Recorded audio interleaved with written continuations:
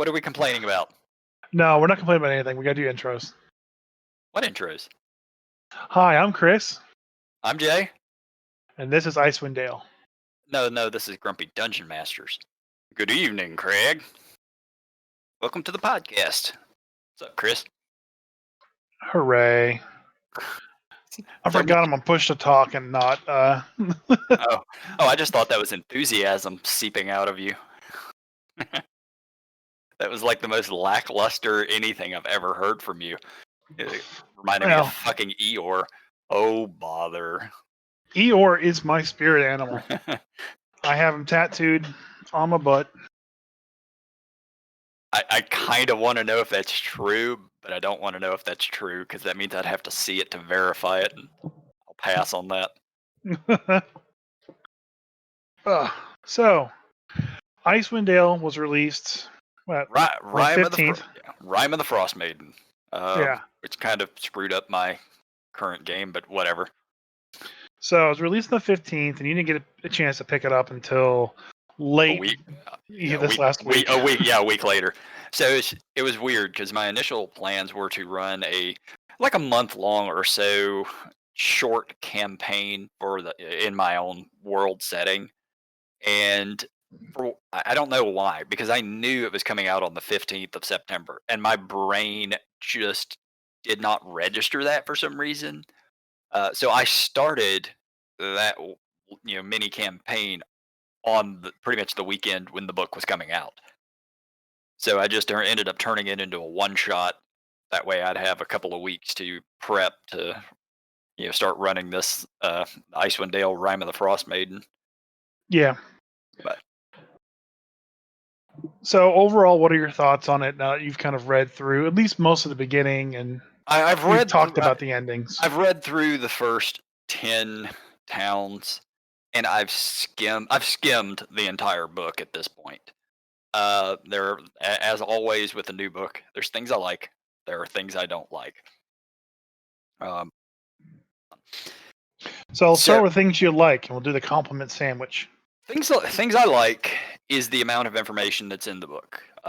So I first started playing D&D in 1990, which oddly enough, I think was the year that is right around the same time period that Icewind Dale, the novel, came out. The Crystal Shard was the novel that I first picked up. So Icewind Dale was actually my first introduction to Dungeons and Dragons. I had heard of the setting, but I didn't really know. I didn't know shit about role-playing games until that point, and I damn sure hadn't really read. I had read like Tolkien stuff, Lord of the Rings trilogy and all, but D&D was a whole new thing to me at that time period. So it's kind of fun getting to come back to Icewind Dale. Yeah. I was also I've recently found out that the books have progressed more than 100 years, which I had no clue about. So from the point that the Crystal Shard took place with Kryn Shinabon and the actual tower, to the point that the setting is at now, I think is 130 years or more than that, possibly. Yeah, and it's good to note too that Icewind Dale actually takes place at the end of the Age of Destruction, Calamity, whatever it was. So 4th edition, or it takes place at like the last year of what's considered 4th edition. Okay. Yeah, because I didn't play 4th. I never kept up with that sort of arc of things. Yeah, so this book, from a chronological standpoint, predates everything in 5th edition. Got it.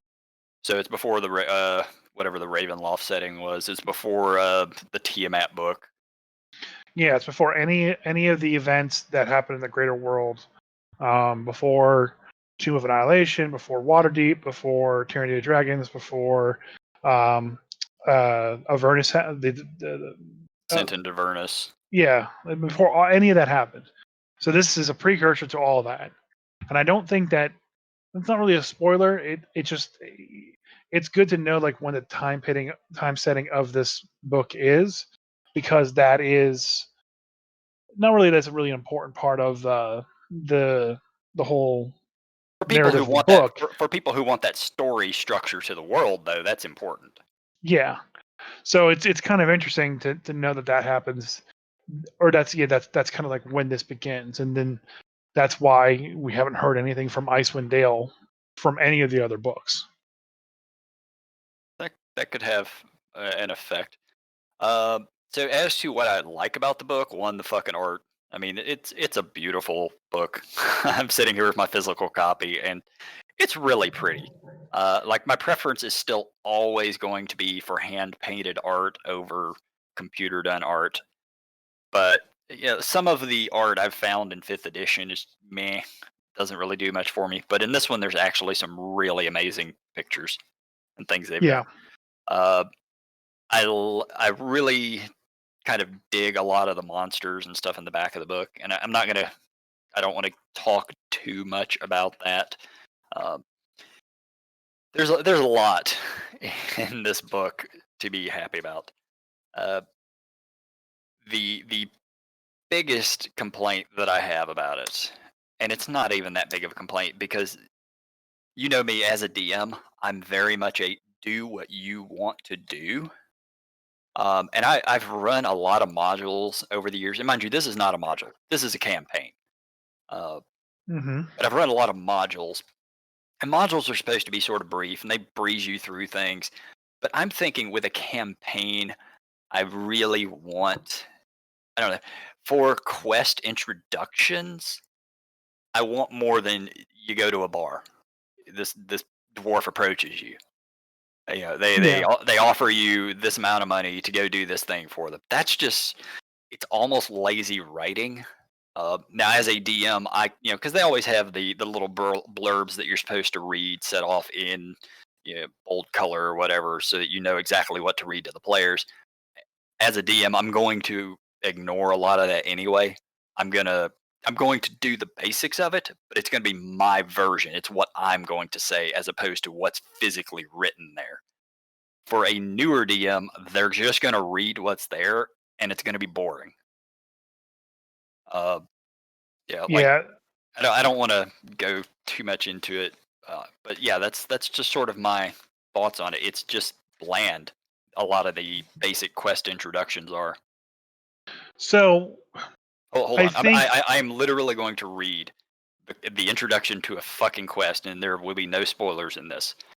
A bundled up figure walks up briskly to you. Well met. You lot seem like you are looking for work or trouble. You wouldn't be standing around in this cold otherwise. That's it. That's a quest introduction. so.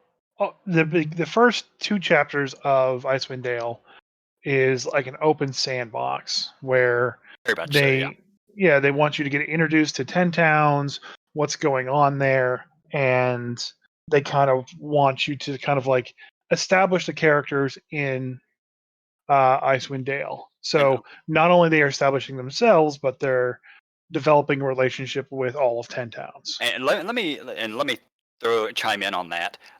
That is beautiful. I love the fact that they did that as a sandbox, like your levels 1 through 5 or 1 through 6 or so. It's an open world sandbox. You Yeah. pick up quests along the way, and you don't have to do all of them. You don't have to do them in any order. It's just I think there are effectively 3 options for a starting quest, and beyond that, you're just sort of free to run. So I think what happened is that I think somewhere in the development timeline of this book, there was another chapter somewhere in the book, because I pointed out to you that Yeah, in this book there's mention of in chapter cultists 8. Yeah. in chapter 8, but there is no chapter 8. This book actually ends in chapter 7. So my guess is that there was probably a beginning chapter 1 that got cut. And what was weird is on DM's Guild, there is an introduction module that you can buy to Icewind Dale, released by the Guild Adepts who worked on Icewind Dale. There's your chapter 8 right there. That's what my guess is. My guess is that was the beginning. That intro quest was the beginning to Icewind Dale, and you can just go pick it up on DM's Guild for $2, $3. And they also basically have released other supplements of material for Icewind Dale from the Guild of Depths as well, people who also worked on the book. And it's just a lot of extra fluff and information. I think it's just all cut content from the book. Yeah, it's very possible. I mean, you know as well as I do, when you're writing a book like this, or when you're making movies or anything, there's always going to be stuff that gets cut. Yeah. This book is massive. There's a lot of information and a lot of stuff going on in the book. So And then ultimately, the remaining chapters of the book, you can honestly skip chapters 1 and chapters 2, start at level 5 or level 6, and begin at chapter 3. And I don't recommend that, but I don't you recommend it. could, I'm yeah. just saying you could start at level 6, drop them off into town, and then just go do. There's like 3 other kind of story sections in Icewind Dale after the open world scenario. Hmm. That all take place, all kind of tie into each other, but they are very separate. Think of it kind of like as Cholt was, where you had an opening thing to do, and then eventually found this giant city, then you had all the jungle stuff, and then at the very end you had Tomb of Annihilation. It's very set up very similar to that. So you could, if you just wanted to start at 6 and then start at chapter 3, you can do that perfectly fine. So Um, this is the first of the 5e campaigns that I've ever run or tried to run. I've never even really got to play through any of them. I've played a few levels here and there and a couple of different ones, but I'm not super familiar with these. Is that the normal sort of process where they have a level 1 to 5 sort of open world, or are most of them going to be very linear? Most of them are very linear, but a lot of them, I think it was Tyranny of the Dragons, where like the book, the actual like Tyranny of the Dragons doesn't start until 5 or 6, and then like 1 through 5 was kind of like added in as an afterthought. Um, I think they may have some editorial restrictions going on where they don't want books released from 6 to 13, maybe because they think it's going to be a smaller audience. So Yeah. they keep seeming to designing these great epic things that are between 6 and 13 or 6 and 15, and then going back and filling in everything before 6. And a lot of times it just doesn't click the same. They are Waterdeep, not, they're not wrong in that aspect though. If I'm going to be buying a campaign and I'm going to be running that, I want to be able to run it from the very beginning. so here's the funny part is Waterdeep, which is probably one of the better modules in the 5th edition books, um, that actually ends at level 5. 5 or 6. And it's really funny because like you go through the book, you do chapter 1, 2, 3, 4, and it's kind of sandboxy since you're in Waterdeep, but it's still very Yeah. straight. Depending on what season you pick, is kind of like what order you do things. Okay, and when you get the Horde of the Dragon, um, at the end of that book, um, you're like I said, you're 5 or 6, and that's it. You're done. There are 4 more chapters in that book that you don't even touch So in how, the main campaign of Waterdeep. okay, so they wrote that one in reverse. The main campaign is levels 1 to 5, and the extra fluff is level 6 to 12. A higher, it's all like 8 to Oh, 15 or okay. so. Huh. Because like for example, one of the seasons is I think spring, which is Xanathar. All Hmm. right. So No, like no, if no, you no, no, no, no. Let's say it right. It's the Xanathar. It's a title, not a name. It is. so if you do that and Xanathar is your bad guy, you never actually encounter him through all of Waterdeep. You just foil his plans on getting the Horde. Um, but the layout of his fortress and everything that's in there is in the book, so you could storm his lair and fight him. You're Yeah, gonna die. I know we have talked about this very briefly on the podcast about that. Yeah, don't go fucking with Xanathar at level 10. But like there's a couple of the other options are really really cool and interesting as well too. But what people do is people kind of like extend Waterdeep by putting some of the MacGuffins that you need to find in their lair, Hmm. and to basically open the MacGuffin door to get to the MacGuffin ending. Yeah. And One great thing it's about kind of these, neat. yeah, one lovely thing about these campaigns though is they do not have to end.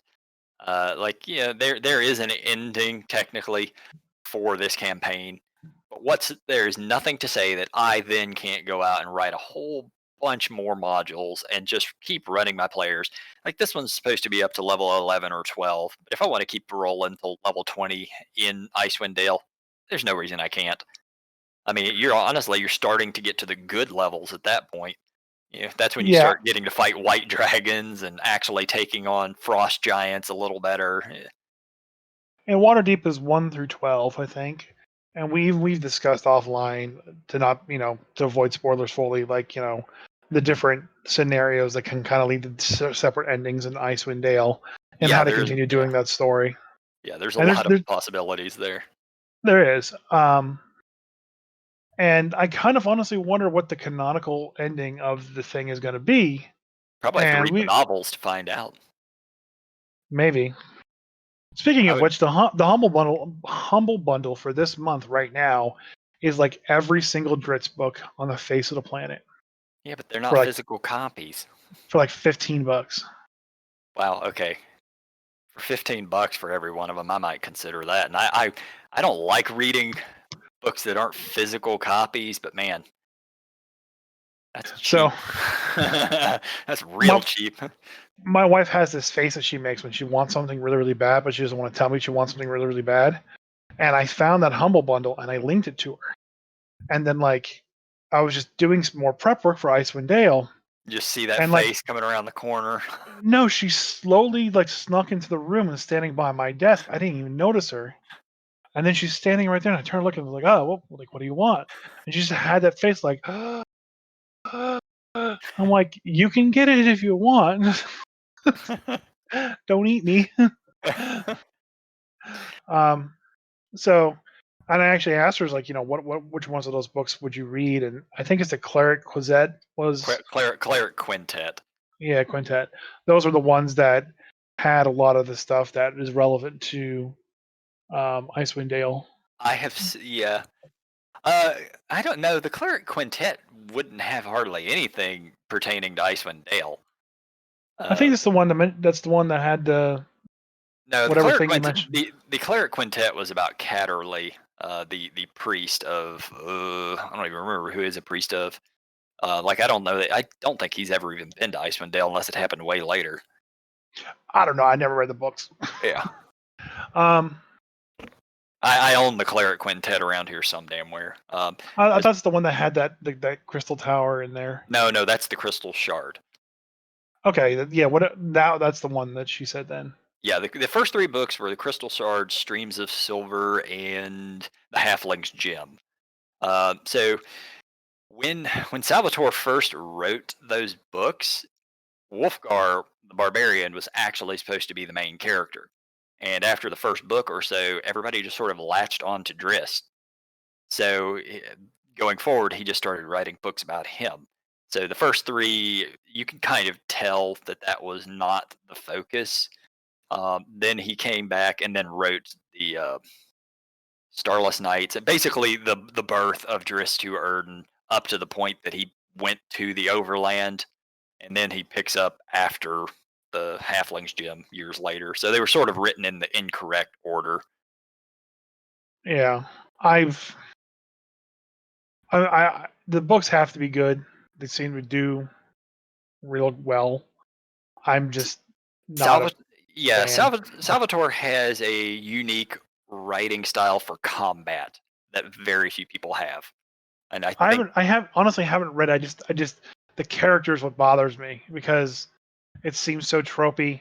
But I say that from someone who's never actually read the books. so. The thing is, he is tropey, but when they were written, he was not.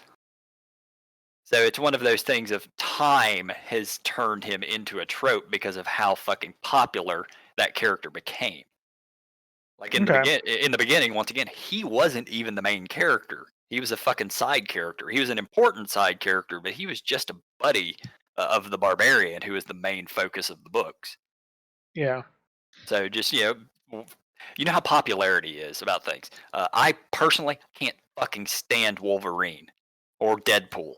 I know that's going to be a lot blasphemy for a lot of people, but that's Well, we because just lost all our viewers. yeah, I know we did. I definitely know one of them who's going to be fucking fuming that I said that. Uh, I don't hate them, but they are not something that I don't generally care about them as characters, but it's because of that ridiculous level of popularity they got.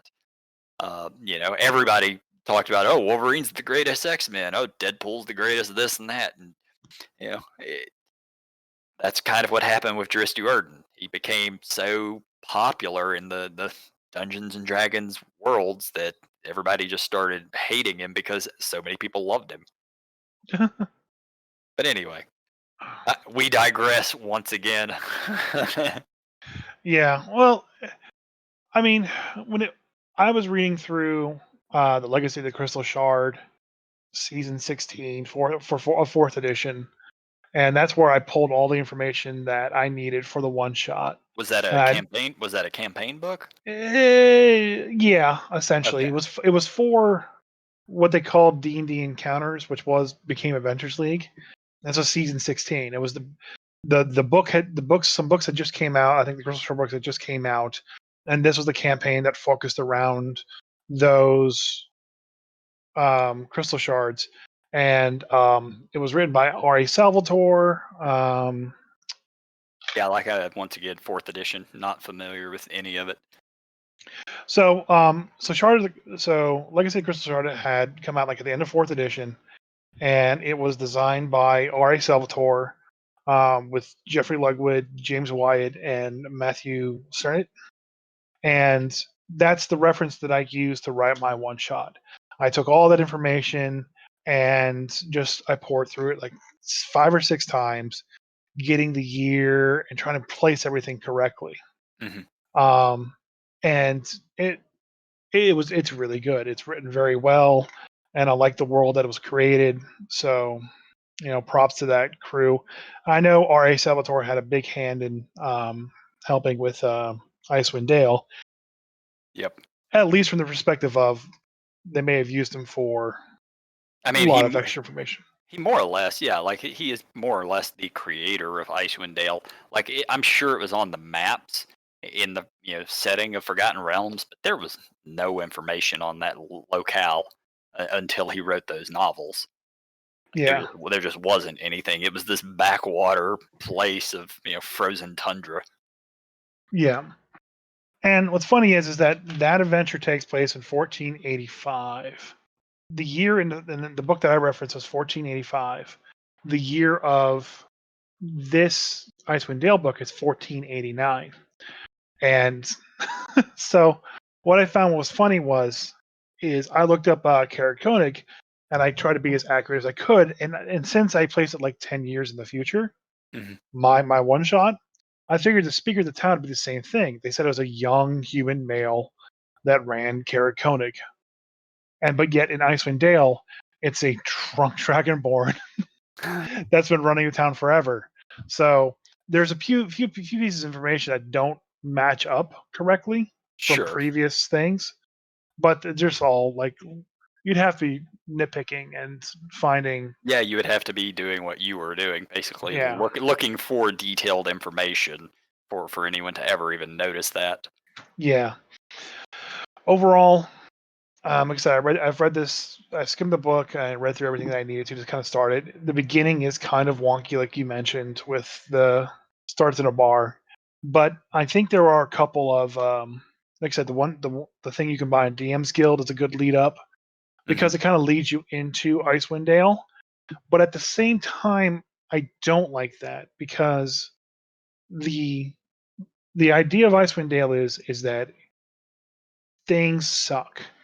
Things are the worst they've ever been And for the past 2 years. Let's be clear on how bad they suck. So Icewind Dale has always been a frozen sort of hellhole.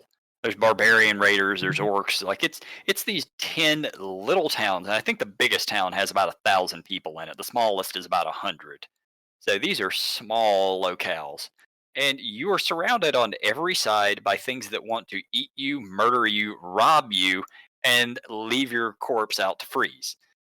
Uh, and in this campaign, the average temperature is negative 49 Fahrenheit for any Canadian listeners that we somehow magically have. So that's ridiculously cold. And I know that's a lot colder than things used to be. Yeah, like it's miserable. And that they do a very, very good job when detailing this thing out of how sort of to play that out. You're constantly going to be besieged by the elements, which is wonderful. Like Yeah. I love having a survival option. I mean, me and you, we play a lot of survival video games anyway. So having survival as a real threat in a role playing game is kind of, I wouldn't say it's unique, but it's underutilized. Which brings me to like the biggest problem I had with the book. Yeah. Whereas they establish all these wonderful survival rules about how horrible it is out in the wilderness with the cold and the wind and everything. And then there's just one line that says all these effects are negated if the players are wearing cold weather gear. And then the next line it says all players start with cold weather gear. So There are still problems with that. While you will not. only if you get wet, and the only way you can get wet is like to jump in the lake, but the lake is frozen over. Well, let's be clear. Okay, so it does negate the issues of I think it's exhaustion is what it gives you if you're freezing. Yeah. So it will negate those unless you get wet.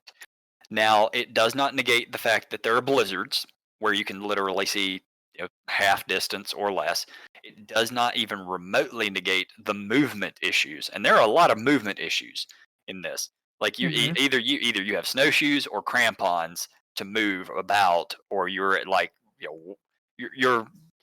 I don't think movement in combat is altered much. I would Like say it is. Depends on where you are. yeah, it's going to depend kind of where you are, but overland travel is massively affected if you don't have snowshoes, crampons, or dog sleds or an axe beak to get around. Yeah. So you can just go out into the wilderness though. So travel time is slow. As long as you have the rations with you, you're never going to freeze to death with these cold weather clothes. And no matter how many Yeti fights you get in, no matter how many goblin spears you get nicked by, no matter how many orc axes get slice your chest open, your cold weather gear is just always there. But this is Dungeons and Dragons. It's not Rollmaster. I mean, I know, but it's still the cold weather gear goes over your armor. So I created a magic item of sorts, a common magic item, as I in order to get it to pass through on D&D Beyond. Um, that would basically let the players have cold weather gear that would take breakage amounts and eventually fail and no longer provide any benefits against cold weather. so I understand what you mean because honestly it's a carryover sort of from our LARP, but detail it out. What is a breakage value? So in this case, I took just the basic cold weather gear, didn't change anything about it at all, and I gave a set of cold weather gear 10 breakage points. Now, every 5 damage that the players take, is going to reduce the cold weather gear by 1 breakage point. So if you get hit across the chest by an axe and it does 20 damage, that's 4 breakage on the cold weather gear. It's not an additive thing. It's just every 5 points. You just get hit for 4 points forever. It'll never break. Uh, so after 10 breaks, the gear is basically broken. During a short or long rest, the characters can repair the damaged clothing. A DC 12 survival check can repair 1 breakage, and any kind of magical means of repairing clothing repairs 2 breakage points. So It's a little bit of extra micromanagement that the players have to do, but with this magic item, it just sits there in your inventory and you have all the boxes. Like And I just have the feeling that this is going to lead to a lot of people freezing to death. or just the other thing that I'm also doing is I'm having the players use variant encumbrance. So instead of being able to carry 15 times your strength score in gear, you can only carry 5 times your strength score in gear, which is a little bit more reasonable from this campaign that I want to do. What do you mean So you have 30? Wait, what do you mean you have 32 long swords on you? yeah, exactly. I hate that stuff. Yeah, so do I I. hate that. Oh, we have 12 tons of silver. We're just gonna throw it in our pouches and carry it back. No, no, you're not. Yeah. And Go to a bank. be a dwarf that can carry all that stuff, Oh or no, it depends on which game I'm running. But when I was running the gnome campaign, because they're in a highly civilized area of society, like they had banks. All the gnomes had chits that they would utilize for currency. People carried smaller amounts of gold, but nobody's walking around 50,000 gold on them. They have chits worth that much. right. So, like my wife rolled up her cleric, and her strength score is 10. She can barely carry all of her gear on her. It sounds like me in the Star Wars game with my 8 strength. And Yeah, yeah, I had to specially customize that sniper rifle for me to even be able to use it.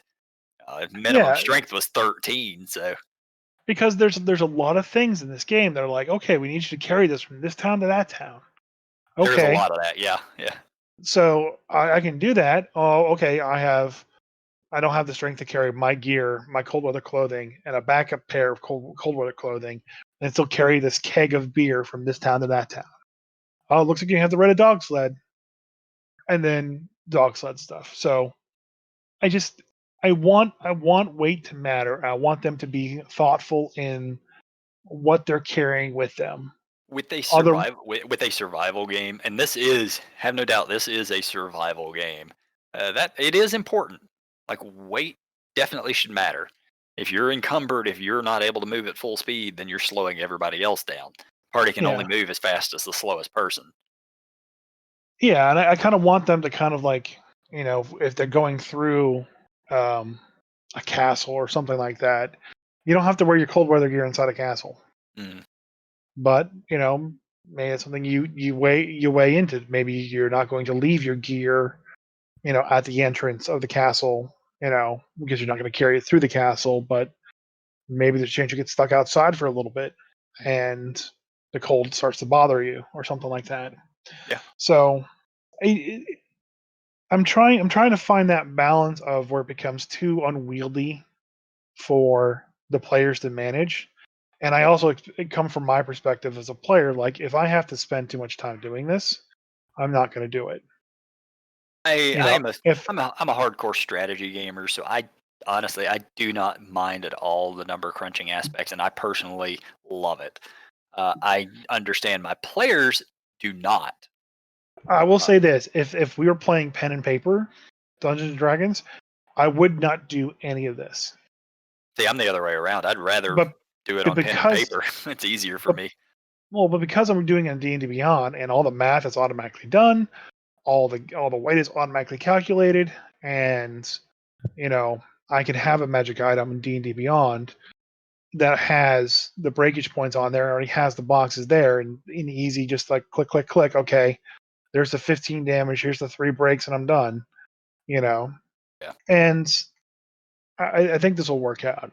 Um, I did join the Rime of the Frostmaiden subreddit, and breakable cold weather gear or equivalent of that is the most requested thing.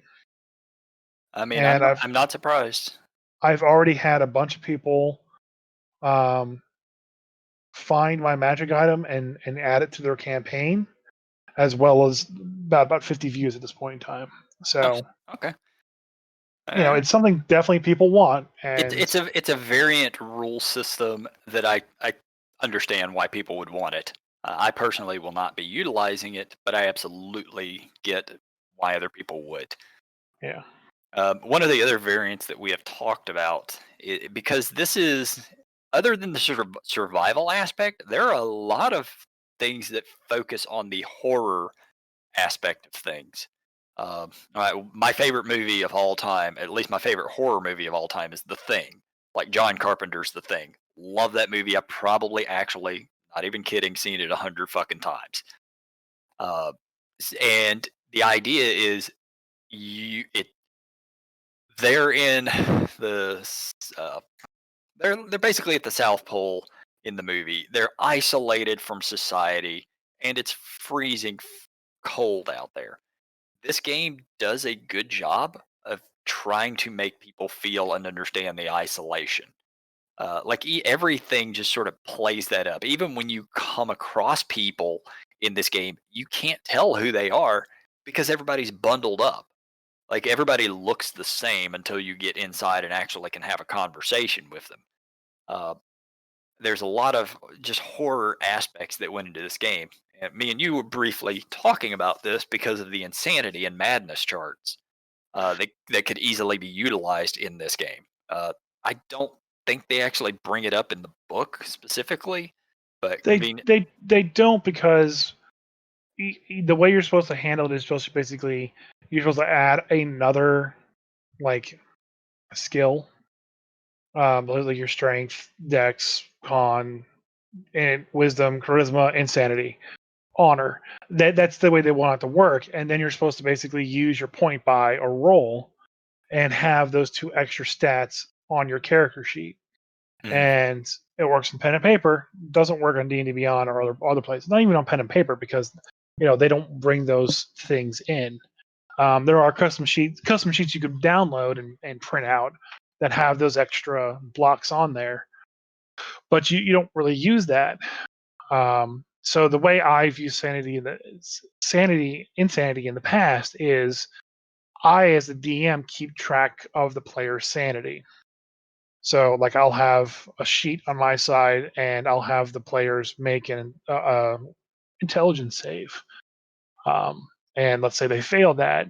Okay, well, I'll just mark off one sanity on my sheet side, and I'll usually give them some flavor of like, oh, this is really confusing. It gives you a headache.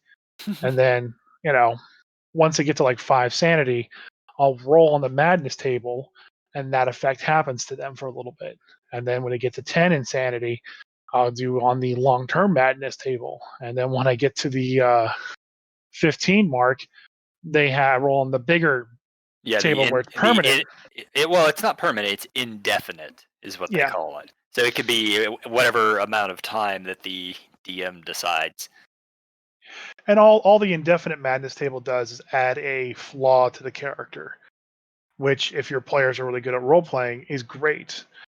And all the other stuff for like the madness, for the short term and the long term madness, isn't too bad. There's a couple in there that are like disadvantage on all attacks or skill checks. Well, okay, just a random. Here's a long-term madness.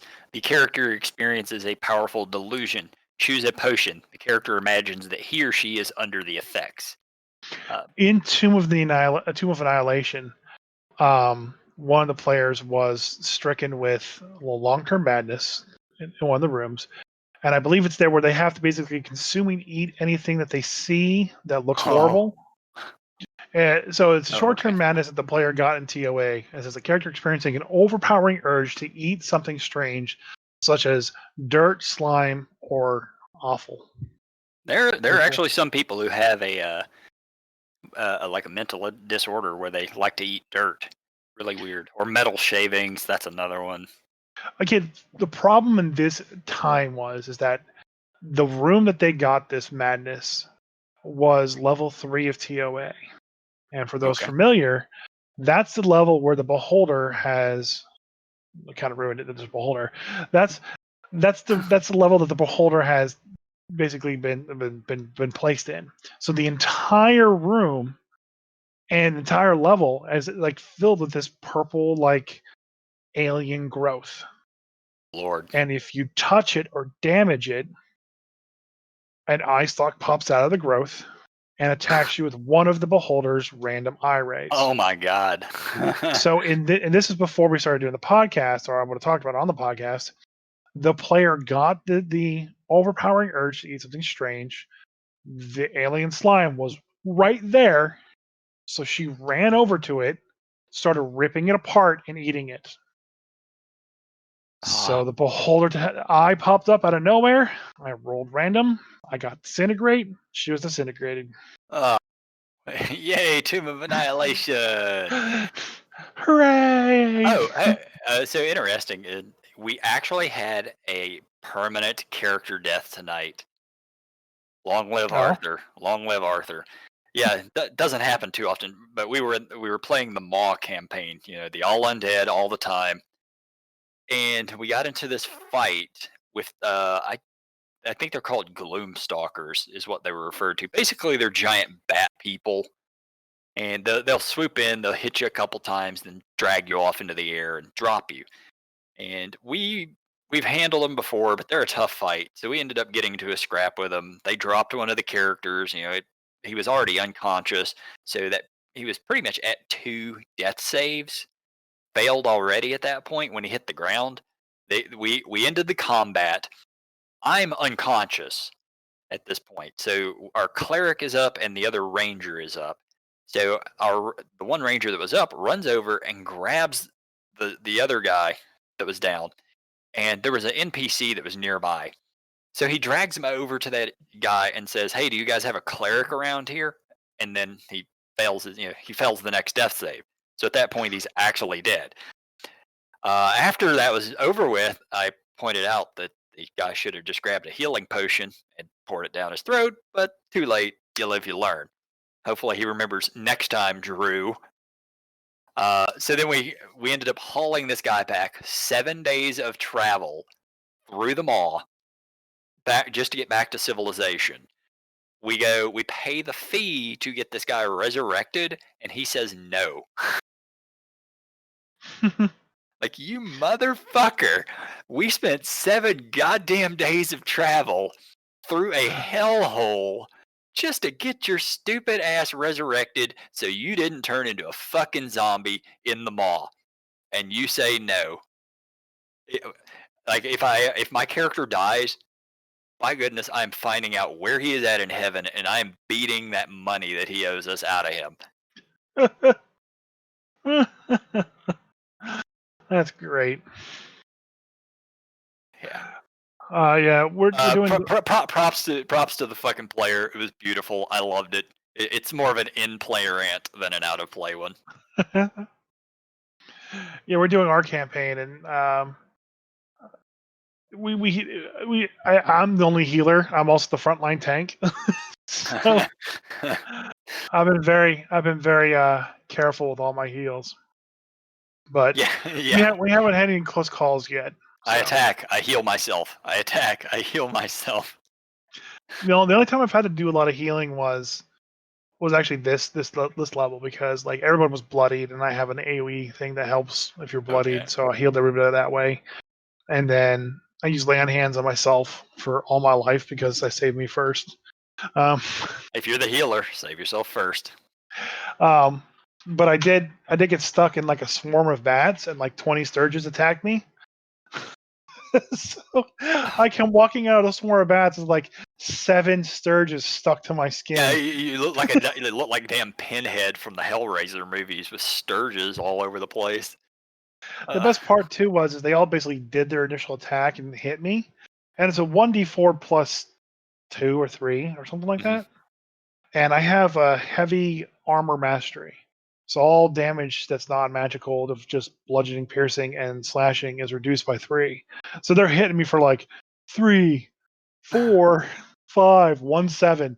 So like it did like no damage to have me walk out just full of sturges. I have to say I love sturges. Just the thought of giant mosquito birds. That's all this is. It's giant fucking mosquito birds. Yeah, and one of the other players who's the more veteran player, he was like, "Yeah, it's in 3rd edition. I was like, these things just hit your con for these amounts." Oh god, yeah, they'd fuck you up in 3rd edition. Yeah, and it's really kind of sad that there's nothing that deadly in 5th. No, there really isn't. There's a couple things, but it's not like even basilisk are not terrifying. In 3rd edition, they were terrifying. You know, getting turned to stone was god awful. In this edition, you get 2 saving throws against it. Yeah, It it's really weird. and even then, it's really simple to sort of get out of it once you're turned to stone.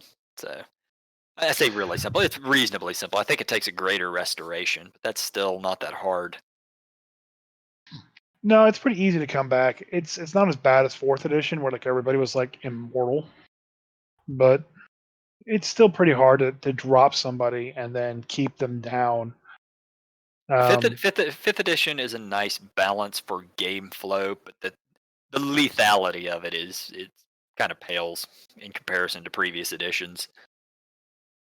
Before fourth, at least. so yeah, overall, Icewind Dale is a really good book.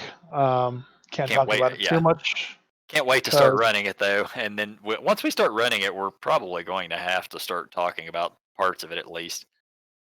I'll definitely give recaps of what they do, for sure. Yeah. But I did want to bring up one thing. It is hard for me to find maps that I like.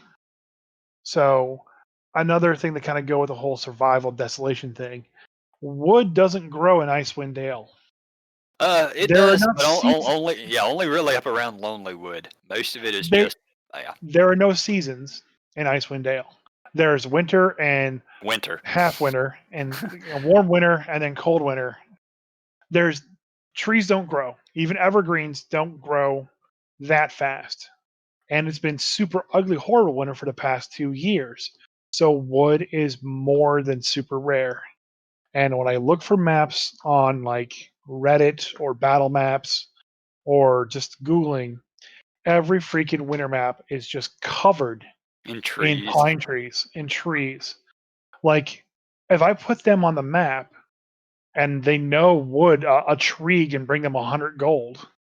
Yeah. Okay. They're going to be hacking these goddamn trees down and bringing them back to town and selling them for 100 gold. Yep. Let's go rent us a couple of dog sleds. Let's get this done. So it just annoys me. Yeah, I hadn't thought about that. Like they specifically point out in Icewind Dale that certain towns use wood for heat, but a lot of the towns are using whale blubber or coal, things of that nature. Wood, yeah, it once again, I think Lonely Wood is probably the only place that has consistent access to it, and it's not much of a town. Like it's one of the smaller ones. Yeah, let me look something up real quick too. So one of the maps that I found that I gave you and a couple other DMs for reference is that grid map with the 4 miles on it, Hmm. which is probably the best map to. The Icewind Dale grid map. Yes. Yeah, I will be using that, by the way. I don't know who There put that together, but it's awesome. there's the 1 mile and then there's the 4 mile one. Yeah. So if I look at it right here, Lonely Wood is 8, 12, 12 miles altogether. They could probably fit the entire forest of Lonely Wood into maybe 2.5, 4 mile grids. Mhm. And that's it. Goodmead has a grid of trees by it, and the Spine of the World has a bunch of trees. Yep. And So, Lonely Wood is 100 freaking people. Like it's right. tiny. So one tree ration can last a while. Oh But yeah. I think Bryn Shander is 20,000. No, it's the biggest, but it's only 1,000. There's a couple of them that are about the same size, and Brinchandra might be 2,000. There, Yeah, there are a few of them that are 1,200. 1,000, It has 1,200. 1,200 people in it. Yeah, Yeah. and it's the largest place there. So there's no trees around Bryn Shander. So like, why does all these damn battle maps have trees covering them? And so like I've been sifting through hundreds of just maps that people have made, and they're good maps. They're great maps, fantastic maps, best maps I've ever seen. But Useful for what you need. stop putting trees in the middle of a blustery wilderness map that's supposed to be just the Yeah. North Pole. Yeah, especially if you're out on a glacier or out near the frozen sea, things like no, there's no trees growing out there. There are very few trees growing north of the spine of the world. Yeah. So that's really my only rant is too many trees. It's a good rant because it's It's true. Yeah. Just people. I love that people make maps, and if it has trees, I'm still probably just going to use it if I need it. But I prefer to get it kind of right. And with Icewind Dale, man, it's ice and mountains. It's ice and mountains everywhere. No trees, Yeah. just ice and mountains. Yep. It definitely is, and I think we've complained enough. uh, like I said, overall, this book for me is an 8 out of 10, and the only points that I deduct is just you have to do a lot of front end work as a DM to get chapters 1 and 2 rolling. There's just so much extra effort you have to put in to get those things working and to establish the appropriate mood. Oh, I'm not even going to Um, talk about all the extra work I'm having to do to run this online. Like yeah. I spent, I don't know, 4 hours the other day just getting things set for Roll20, and I've got many hours to go before I'm even able to try to run this thing. So last thing I'll mention though is, speaking of running it online, we are going to be streaming my campaign of Icewind Dale on Twitch. Our first episode will be October 17th. That is the At plan, assuming everybody can get it to work and go forth. Everyone can get to work. So what we'll be streaming is, we'll be streaming my computer and my setup, so you'll be seeing everything from the DM side. And then I'll have the players probably on the right side or something. So And what's the date again? October 17th at 8 o'clock Eastern Standard Time. You'll have to post your Twitch stuff with this. Yes, I have to get all set up. It'll be all set up by then. We're totally on top of this. I'm not procrastinating. Yeah, not at all. And that'll be him streaming it. I will not be in on this one. So. But maybe at a later point. Maybe at a later date. You can come pinch hit DM for me when I don't want to. Ooh, you're asking a lot. I don't run, because you run on a completely different setup than I do. I do Roll20, man. You just hop on Discord and like, all right, guys, give me a death save. What? Yeah. We're gonna freeball this one and see how this ends up. I swear I won't kill all the players on accident. I actually don't think they're going to die a lot, to be honest. I think there's going to be a lot of horror, and I think there's going to be a lot of potential if they don't plan to die. But I don't think it's. I will say there are definitely things you can run into, because there's wilderness encounters, man. If players are not smart enough to run away on occasion, you will definitely die in this. Yes. So learn to beat feet, folks. Get your running shoes set, or learn to hide. Yep. All right, that should do it. Yep. All right. Bye, Craig. Thanks for hanging out with us. See you next week. Bye, Craig.